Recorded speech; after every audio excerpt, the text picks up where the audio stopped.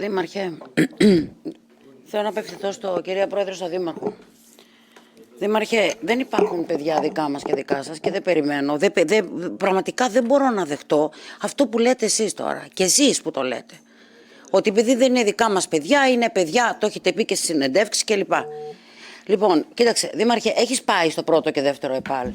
Κυρία Πρωτοπαπά, όχι, αφήστε με να ολοκληρώσω, έχω το λόγο. Εντάξει, ναι, τελειώστε. Εγώ σας προκαλώ, εδώ, σας προκαλώ δημόσια εδώ, αύριο το πρωί πάμε οι δυο μας εκεί. Να δούμε τι συμβαίνει. Εγώ και εσείς. Βέβαια, να πω κάτι, ότι η κυρία Αντιδήμαρχος, γιατί ξέρετε, για να με βλέπετε, να βλέπετε τον κύριο Κακούρο να κάνει όλη αυτή την έρευνα, έχουμε φτάσει και έχουμε αγωνιστεί εδώ και 3 χρόνια να δούμε αν τυχόν η κυρία Αντιδήμαρχος, που της έχετε χωρίσει την αρμοδιότητα, ενδιαφέρθηκε και αν πήγε εκεί πέρα να δει τι γίνεται.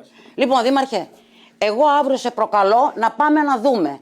Πιστεύω ότι θα δώσεις άμεσα εντολή στην αρμόδια Αντιδήμαρχο οπουδήποτε αλλού να δει την κατάσταση. Ξέρεις τι γίνεται εκεί πέρα. Εκεί πέρα, άκου Δήμαρχε, δεν υπάρχει πρώτο και δεύτερο ΕΠΑΛ. Υπάρχουν αποθήκες.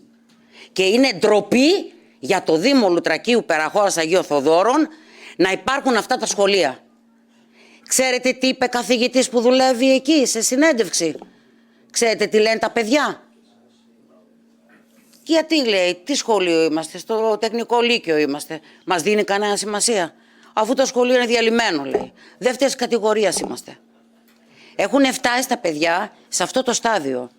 Είναι δυνατόν 2026 να έχουν 10 αίθουσες, θα τις δείτε φωτογραφία εκεί, σαπισμένες, προκάτ. Είναι δυνατόν να μην έχουν κάγκελα? Είναι δυνατόν να έχουν το δεύτερο ΕΠΑΛ χορτάρια και φίδια? Πήγε τα είδαμε, πήγε τα είδε. Να βγαίνουν και φίδια. Εντάξει, αν εμπέζουμε την παιδεία, είναι ντροπή δηλαδή. Έχετε δει που κάνουνε μάθημα? Που κάνουν, αν ήταν τα παιδιά σας? Έχετε δει να δείτε τις αίθουσες που γίνεται μάθημα? Που η μούχλα, που περνάνε καλώδια. Είναι τραγικό αυτό που σας λέω.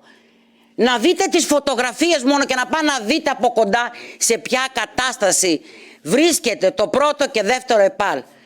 Και μου λέτε ότι δεν ξέρατε έγγραφα. Καταρχήν, κυρία Πρόεδρε, απευθύνθηκε σε εσάς έγγραφο. Ποιος το είχε, κυρία Μαυροματίδου? Η υπηρεσία της? Γιατί δεν ενημερώθηκαν οι δημοτικοί σύμβουλοι? Είναι δεύτερη φορά.